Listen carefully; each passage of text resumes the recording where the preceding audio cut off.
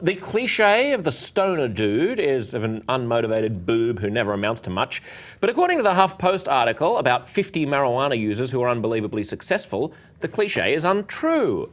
Jason, who are these 50 people who I should know about? Obviously, there we've got Oprah, who admitted to smoking pot in the 80s when she was wildly successful. Look, I want to meet the 50 people who are successful without smoking pot. Spoken like a true stoner. Exactly.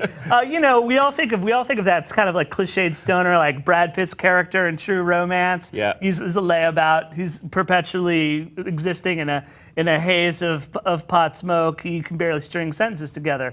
I submit to you that probably the pot is not the thing that like makes him a loser. It's just an accessory that this particular loser is carrying on. We have a president that has admitted to smoking pot.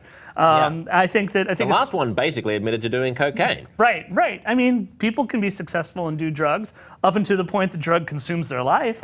That's where things get I'm high on sketchy. crystal meth right now. Well, it doesn't. Look at me. It doesn't show. You pronounced the word inimitably. I did, didn't I? You did. Some absolutely. of the other people. So we have Bill Gates, Hugh Hefner, Bryan Cranston is unsurprising. Robert Downey Jr. obviously again incredibly unsurprising because he used to be a drug addict. Yeah. Martha Stewart surprised me a little bit as a pothead. Well, I mean, she's got to take a little of the edge off. I mean, she can't be running at full tilt the whole time. No.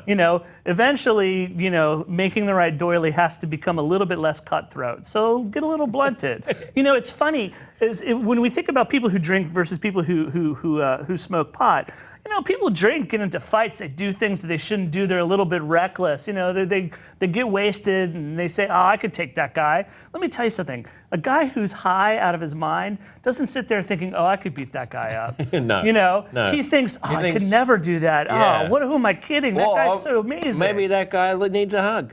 Yeah. Maybe I'm going to give him a little hug. Exactly. And see, right there, those are small, successful choices that lead inevitably to larger ones. That's what made Oprah famous.